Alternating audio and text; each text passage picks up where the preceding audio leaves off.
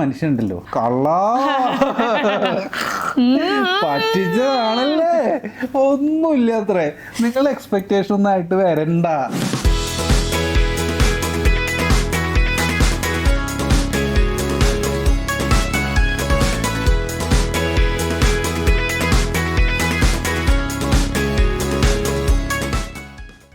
Hello, movie ടോക്സിന്റെ മറ്റൊരു എപ്പിസോഡിലേക്ക് എല്ലാവർക്കും സ്വാഗതം.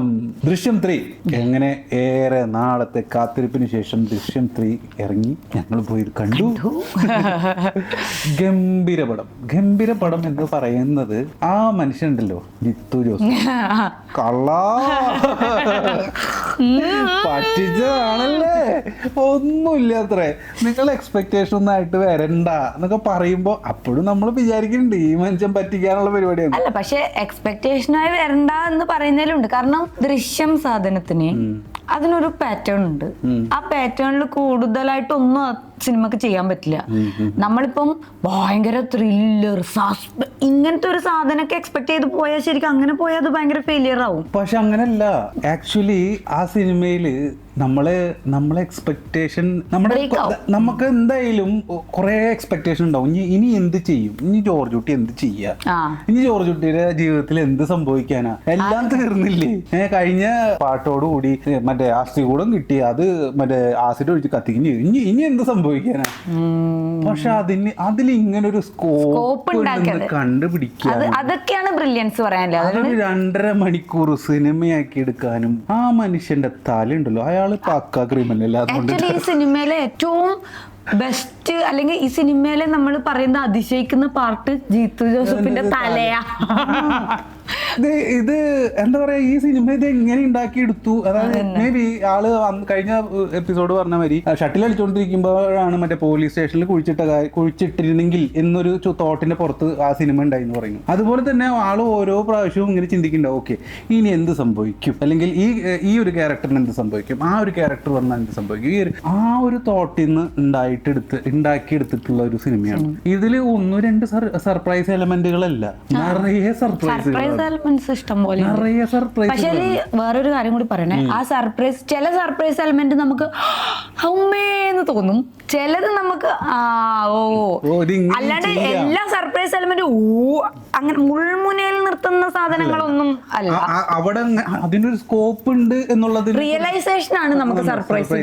ഇതിനിങ്ങനെ സ്കോപ്പ് ഉണ്ട്, ഇങ്ങനെ സംഭവിക്കല്ലേ, അല്ലെങ്കിൽ മിസ്അണ്ടർസ്റ്റുഡ് ആയിപ്പോ. കാരണം എന്താ വെച്ചാൽ നമുക്ക് ആ സാധനം വരുമ്പോ അയ്യോ ഇങ്ങനെ ഒരു സ്കോപ്പ് ഉണ്ടായിരുന്നല്ലേ, അതാണ് ഇവിടെ സർപ്രൈസിങ്. അല്ലാണ്ട് ആ സീന് കണ്ടതിലല്ല സർപ്രൈസിങ്. നമ്മള് ഇനി ഒന്നും ഇതിൽ ഇനി അതിനപ്പുറത്തേക്ക് ഒന്നും സംഭവിക്കാനില്ല എന്ന് പറഞ്ഞ് നമ്മളടക്കം ആ പുസ്തകം അടച്ചു വെച്ച് മാറ്റി വെക്കുമ്പോ ഇതിൽ ഇത്രയധികം ഇങ്ങനെ സ്കോപ്പുകൾ ഉണ്ടെന്ന് അറിയുമ്പോൾ ഒരു സർപ്രൈസ് എലമെന്റ് ഉണ്ടല്ലോ.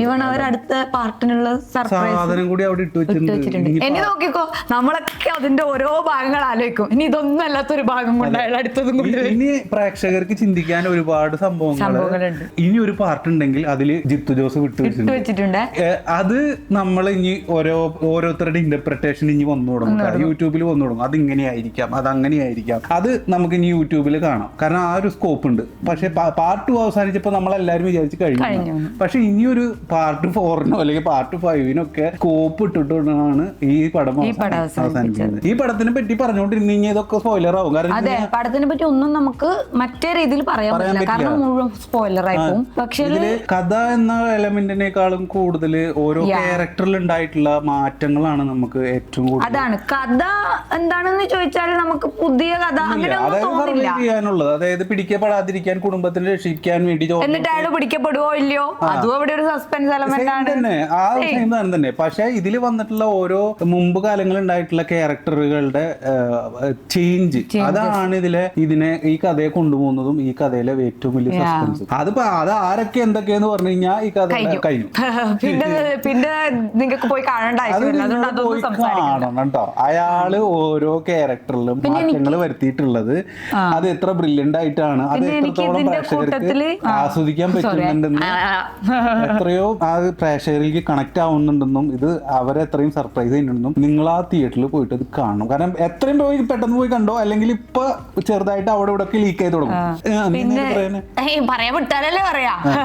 പിന്നെ എനിക്കിതിൽ തോന്നിയൊരു സാധനം, ഇവര് ഇന്റർവ്യൂസിലൊക്കെ പറയുമ്പോഴേ നിങ്ങൾക്ക് ജോർജ് കുട്ടീനെ അറിയാലോ എന്ന് പറയുമ്പോ ഞാനത് വളരെ കോമൺ ആയിട്ടുള്ള ഒരു സ്റ്റേറ്റ്മെന്റ് ആയിട്ട് വിചാരിച്ചിട്ടില്ലേ. പക്ഷെ സിനിമ കണ്ടു തുടങ്ങിയപ്പോഴുണ്ടല്ലോ ജോർജ് കുട്ടി, ലാലേട്ടനൊന്നും ഇല്ല അവിടെ. ജോർജ് കുട്ടി എന്ന് പറയുന്നത് നമുക്ക് പരിചയമുള്ള ഒരാളെ കഥ നമ്മളിങ്ങനെ കണ്ടോണ്ടിരിക്കുക, എന്ന് വെച്ചാൽ നമ്മൾ അയൽവക്കത്തുള്ള ഒരാളുടെ കഥ കേൾക്കുകയൊക്കെ ചെയ്യില്ലേ, ആ പോലെ ഇങ്ങനെ കണ്ടോണ്ടിരിക്കുക. ഒട്ടും നമുക്കൊരു പുതിയ സ്റ്റോറി കേൾക്കണതാണ് കാണുന്നതൊന്നുമില്ല. നമുക്ക് ഭയങ്കര ഫെമിലിയർ ആയിട്ടുള്ള ആൾക്കാരെ ഇങ്ങനെ കണ്ടുപോകുന്ന പോലെ. ഗ്യാപ്പിന് ശേഷം വരുന്ന ഒരു കഥ എന്ന് പറയുമ്പോ അതിന്റെ കണ്ടിന്യൂറ്റി ആയിക്കോട്ടെ, ഫീൽ ചെയ്തിട്ടില്ല. നമുക്കത് ഇന്നലെ കണ്ടിറങ്ങിയ പോലെയാണ് നമുക്ക് തോന്നുന്നത്. പക്ഷെ അതില് ഓരോ എപ്പിസോഡിലും ജോർജ് കുട്ടിക്ക് വരുന്ന ഒരു പ്രോഗ്രസ് ഉണ്ട്. അതായത് ആളുടെ ജീവിതത്തിൽ ഉണ്ടാവുന്ന വളർച്ച അതൊക്കെ ഉണ്ട്.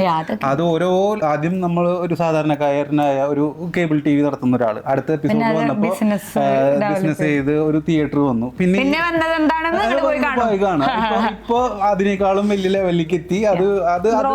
അതുണ്ട്. പക്ഷെ ഇപ്പോഴും ആ സാധാരണക്കാരൻ തന്നെ കുടുംബത്തിനെ രക്ഷിക്കാൻ വേണ്ടി എന്തിനും തുനിയുന്ന ഒരു അച്ഛൻ അല്ലെങ്കിൽ ഒരു ഭർത്താവ് എന്നുള്ള രീതിയിൽ ആ ക്യാരക്ടർ എപ്പോഴും അതേപോലെ തന്നെ അതേ തനിമയിൽ നിലനിർത്തിയിട്ടുണ്ട്. എന്താ പറയാ, 2.5 മണിക്കൂർ നിങ്ങൾ ഒരു ഒട്ടും ബോറടിപ്പിക്കാതെ പഴയതിനേക്കാളും കുറച്ചും കൂടി ജംപ് സ്കെയറുകളും പിന്നെ കുറച്ചും കൂടി വയലൻസും പിന്നെ അതുപോലെ തന്നെ എന്താ പറയാ കുറച്ചും കൂടി അഗ്രസീവ് ആയിട്ടുള്ള ലാലേട്ടനെ നിങ്ങൾക്ക് ഇതിൽ കാണാൻ പറ്റും അല്ലേ? അങ്ങനെ പറഞ്ഞൂടെ?